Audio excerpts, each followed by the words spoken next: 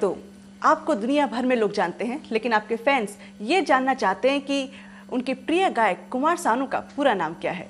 पहले वाला नाम तो सानू भट्टाचार्य जी था, बाद में कुमार सानू। अच्छा सानू दा, ये बताइए कि आपका बचपन कहाँ और कैसे गुजरा। देखिए बचपन तो definitely I am from Bengal, तो पश्चिम बंगाल हमारा मातृभूमि है, मतलब आप बोल सकते हैं वहाँ पैदा हुआ। एंड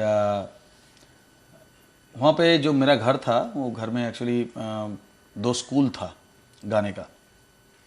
मेरा डैडी जो है प्योर क्लासिकल में बड़े गुलाम अली खान साहब के घराने, और pure classical and composer, and आप बोल सकते हैं कि is a great tutor also.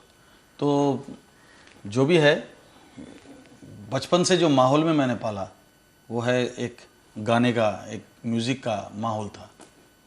उस माहौल में पाला और I started tabla playing at 6 years old, near about 6 साल की उम्र में मैं तबला बजाना शुरू किया। 8 साल की उम्र में मैं बहुत बड़े बड़े लोगों के साथ स्टेज पे बजाया। एंड आफ्टर दैट गाना शुरू किया 1979 में।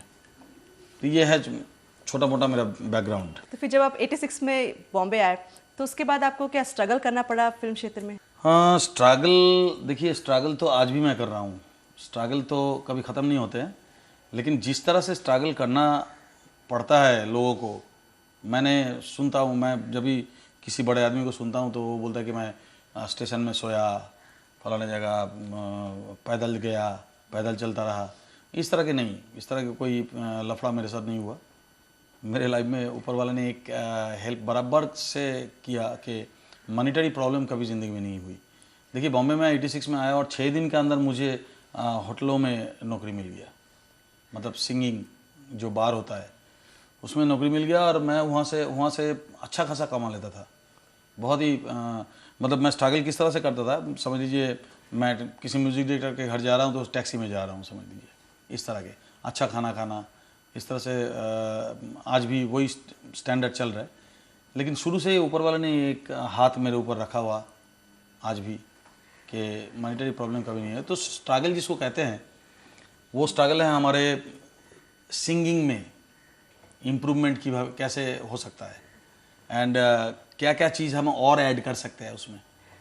ये सब चीज़ लेके मेरा स्ट्रगल आज भी चल रहा है। आपको अपना पहला ब्रेक कब और कैसे मिला। देखिए आपको शॉर्ट में एक बात बता दूं कि मुझे पहला चांस जिन्होंने दिया वो है जगजीत सिंह जी।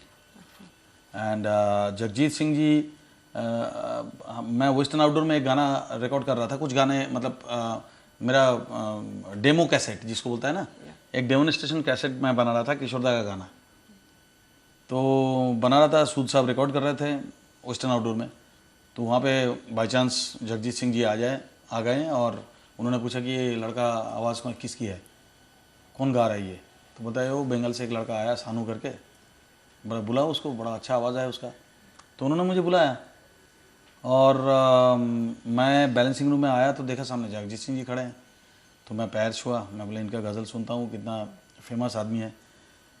तो इन्होंने मुझे नेक्स्ट डे बुलाया उनके घर पे, एंड उनके घर पे जब मैं गया तो उन्होंने मुझे बोला कि देखो ये हिंदी पढ़ना आता है थोड़ा बहुत। मैं बोला थोड़ा बहुत पढ़ लेता हूँ। ये पढ़ो, चलो हारमोनियम में बैठा और गाना सिखाया मेरे को। सिखा के उन्होंने बोला कि भाई एक काम करो, तुम आधा घंटा घूम के आओ, तुमको एक जगह लेके जाता हूँ। तो मुझे नहीं मालूम था ये सब क्या हो रहा है मेरे लाइफ के साथ मुझे ये सब मालूम नहीं था।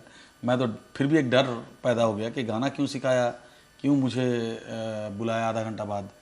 तो मैं बाहर जाके थोड़ा 1-2 सिगरेट पॉप मारा, फिर 1-2 लॉजेंस खाया, एक पान खाया। खा पी के फिर मैं आया।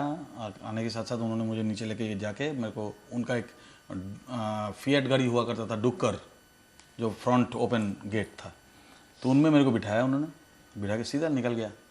तो लेके जाके सीधा फेमस तारदेव जो स्टूडियो है उसके सामने खड़े होकर उन्होंने बोलते देखो ये this is Tardeo famous studio, नाम सुना कभी। तो हमने बोला नहीं जी, हम कहाँ से सुनेंगे।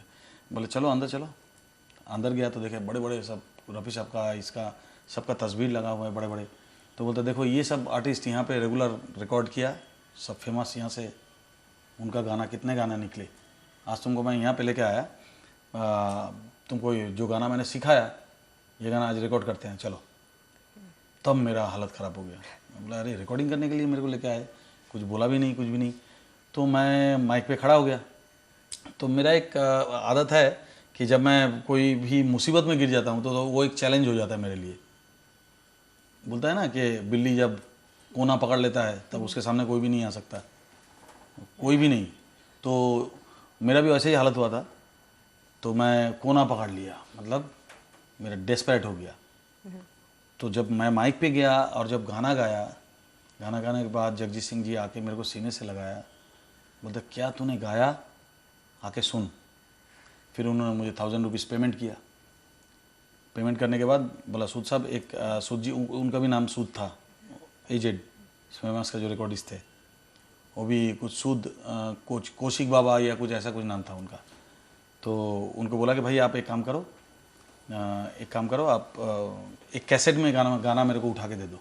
सानू दा, आपने तो हर एक म्यूज़िक डायरेक्टर के साथ में काम किया है, या यूँ कहिए कि हर एक म्यूज़िक डायरेक्टर की ख्वाहिश रही है कि वो कुमार सानू को अपने संगीत में गवाएं, लेकिन वो कौन से रहे जिनके साथ आपको वाकई काफ़ी कंफर्टेबल महसूस हुआ? देखिए, हम इस समय जो जिंदा नहीं है उसके नाम लेंगे तो सब कोई खुश हो जाएंगे, पंचम दा। क्योंकि पंचम दा का एक अलग स्कूल था। पंचम दा के साथ मैंने काम करके देखा कि म्यूज़िक डायरेक्टर किस तरह से सिंगर का जो अंदर की चीज़ें हैं वो निकल के बाहर लाते हैं।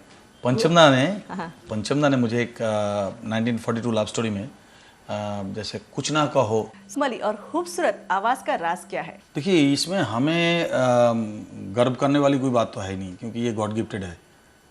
आर्या तो मेरी माँ बाप की दिया हुआ।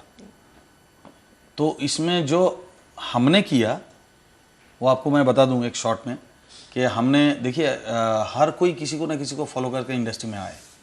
आज मैं किशोर दा को फॉलो करके इंडस्ट्री में आए, किशोर दा, मुकेश जी, साइगल साहब को फॉलो करके इंडस्ट्री में आए, आशा भोसले जी गीता दत्त जी को फॉलो करती थी, लता मंगेशकर नूरजहाँ जी को फॉलो करती थी, और मोहम्मद रफ़ी साहब दुरानी साहब को फॉलो करते थे। तो इस तरह से कोई किसी को ना किसी को फॉलो करके इंडस्ट्री में आके फिर उसमें अपना टैलेंट मिला के अपना एक अलग आइडेंटिटी बनाया। हर कोई, आप किशोर दा का पहले वाला गाना सुन लीजिए, एकदम शुरू का गाना, तो आपको लगेगा कि साइकिल साहब गा रहे हैं। मुकेश जी का सुनिए, आप लता जी का सुनिए, लगेगा नूरजहाँ जी गा रहे हैं। आशा जी का सुनिए, गीता दत्त जी लगेगा आपको। तो उनमें से वो अपने आप को आहिस्ता आहिस्ता अलग किया। उनका सारे अच्छाइयाँ लेके, उनका सारे अच्छाइयाँ अडॉप्ट करके फिर उसमें अपना टैलेंट मिला के उन्होंने कुछ नए चीज़ का जन्म देने की कोशिश किया, जिनमें वो सक्सेस हुए। मैंने भी वही किया। लेकिन ये तो बता दीजिए कि जो लोग आपको इस वक्त टेलीविज़न पे देख रहे हैं और जो आपको फॉलो करते हैं और गायक बनना चाहते हैं, उनके लिए आप क्या कहना चाहेंगे? नहीं, देखिए प्लेबैक सिंगिंग के लिए मैं अपने दर्शकों को ज़रूर बताऊँगा, अगर प्लेबैक सिंगिंग करना है तो उसमें बहुत ज़्यादा रियाज़ की ज़रूरत नहीं है, खास करके मेल के लिए।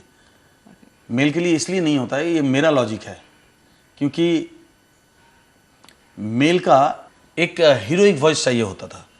तो हीरोइक वॉइस के लिए मेरे को ऐसा लगता है कि अगर हम सुबह उठ के 2-3 घंटा एवरीडे रियाज करें तो उसमें हमारे जो गले का जो एक टोनल क्वालिटी का जो एक स्वीटनेस होता है वो धीरे धीरे ख़त्म होते जाता है, मेरा ये मानना है। क्योंकि आज आपने देखे होंगे बहुत फंडे वाले बहुत ही हमारे सीनियर सिंगर्स है, लेकिन फिर भी हम लोग क्यों ऊपर चढ़ गए? हम लोगों को लोगों ने क्यों पसंद किया ज़्यादा? हम लोगों को जैसे कि उदित का आवाज़ बोलिए, मेरा आवाज़ बोलिए, या और भी बहुत सारे, आप देखिए हम क्या करते हैं, हम बहुत ज़्यादा रियाज़ नहीं करते हैं, लेकिन कुछ टेक्निक है जो सुबह हम लोगों को करना पड़ता है। That is maximum half an hour में हमको कुछ टेक्निक मालूम है, जो हमें बताया गया था। जैसे कलांजी भाई ने हमें कुछ टेक्निक बताया था, हमारे घर से कुछ सीख के आए थे, तो वो टेक्निक में हम छोटा सा एक अपना प्रैक्टिस हम करते हैं। अच्छा, ये तो रही आपके गीतों की बात। आपने फिल्मों में भी अभिनय किया, तो वो कैसे रहा? पहला फिल्म मेरा रिलीज हुआ, दैट इज उत्थान।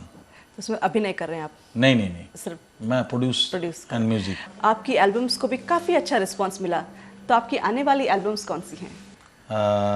टी सीरीज़ के पास 2 एल्बम पड़ा हुआ है मेरा फिल्म अभी सेट पे चला गया, फिल्म शुरू हो गया शूटिंग कल से। एंड म्यूज़िक डायरेक्शन मैं कर रहा हूँ अपना नेक्स्ट फिल्म के लिए, म्यूज़िक डायरेक्शन कर रहा हूँ, कुछ बाहर के 1-2 फिल्म भी कर रहा हूँ। तो इस तरह से इस सारी चीज़ एक साथ चल रहा है। सानुदा, हमें याद है कि आपने गानों का रिकॉर्ड बनाया था। नहीं, वो एक्चुअली मैं बहुत ही उस समय बहुत ही बिजी था, और ये 93 की बात है, और मैं 10-12 गाना तो एटलीस्ट रोज़ गाता ही था। तो एक दिन ऐसा हुआ कि मैं भी बहुत जल्दी में था, मजबूरी। तो मेरा एक स्टूडियो हुआ करता था उस समय, म्यूजिशियन स्टूडियो जुहू पे। तो म्यूजिशियन स्टूडियो में मैंने सब प्रोड्यूसर डायरेक्टर को एट ए टाइम बुलाता गया, सबको बोला आप लोग चले आइए ट्रैक लेके, मैं इधर ही डब करता जाऊँगा। तो उधर वो लोग सब आए और डब करता गया। मुझे नहीं मालूम था कि ये रिकॉर्ड बन जाएगा, लेकिन बनता गया, गाता गया, रिकॉर्ड बन गया। अच्छा, उस वक्त आपको लगातार कई वर्षों तक फिल्म फेयर अवार्ड मिला था, और उसके बाद आपने कहा था कि मुझे अच्छा लगेगा अगर ये अवार्ड किसी और को दिया जाए। एक्चुअली मैंने मना नहीं किया था, मैंने ये कहा था कि पाँचवीं बार जब मैं हाथ में ले रहा था अवार्ड, उसमें हाथ में लेकर मैंने ये कहा था कि भाई ये कोई नए सिंगर को मिलेगा तो मुझे बहुत खुशी होगी, अपकमिंग सिंगर को मिलेगा तो बहुत खुशी होगी। तो उसको मीडिया ने तोड़ मड़ोड़ के आहिस्ता आहिस्ता वो पकते ऐसा हो गया कि कुमार सानू ने फिल्म फेयर अवार्ड लेना इनकार कर दिया। आपकी आने वाली फिल्में कौन सी हैं? मैं अभी आपको बताया ये संडे क्यों आता है, मेरा नेक्स्ट फिल्म है। एक फिल्म है मौसम, और एक दो रहा करके एक पिक्चर बन रहा है, उसमें भी मेरा म्यूजिक है। एंड उत्थान तो ऑलरेडी रिलीज्ड। आपने तो इसलिए वो लोगों ने मुझे चिट्ठी लिखा कि ये मिरेकल समझिए, कुछ भी समझिए, आपका गाने हम लोग इस लड़की को 32 बार, दिन में 30 से 32 बार हम सुनाते हैं, वो सुनती है, and she is curing like miracle. तो मुझे ऐसा लगा कि किसी का ज़िंदगी अगर बच गया इस गाने के ज़रिए, ये तो रही एक घटना है। दूसरा है लंदन में एक विडो, एक विधवा जो 3-4 बार सुइसाइड का अटेम्प्ट किया था। उसके बेटी मर गई, उनका ख़ानदान में कोई नहीं है, अकेली औरत है। तो ऑलरेडी वो 3-4 बार ट्राई कर चुके थे। तो उन्होंने ये मेरा गाना सुना था सनराइज़ रेडियो पे, जब कोई बात बिगड़ जाए।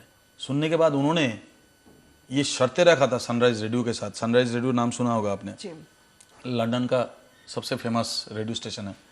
वहाँ पे ये शर्तें रखे थे उन्होंने कि एवरीडे रात को 10 बजे ये गाना आपको बजाना पड़ेगा, तब मैं सुइसाइड नहीं करूँगी, एंड मैं अपना ज़िंदगी को जिस तरह से चल रहा है चलने देंगे। अच्छा सानुदा, हमने सुना है कि अमेरिका में एक पूरा दिन आपके नाम से सेलिब्रेट किया जाता है, इस बात पर थोड़ा विस्तार से बताइए। देखिए, ये सिलसिला है डेटन ओहायो करके एक जगह है, जहाँ पे डेटन सिटी है, और डेटन में वहाँ का जो मेयर था माइकल टर्नर, उन्होंने मुझे एक प्रोक्लेमेशन उन्होंने दिया था, जिसमें उन्होंने मेरे को, मेरा अमेरिका में मैं अपने इतना शोज़ किए, इतना वहाँ पे लोग प्यार करते हैं मुझे, हर शोज़ मेरा हाउसफुल जाता है, हर शोज़ आज तक।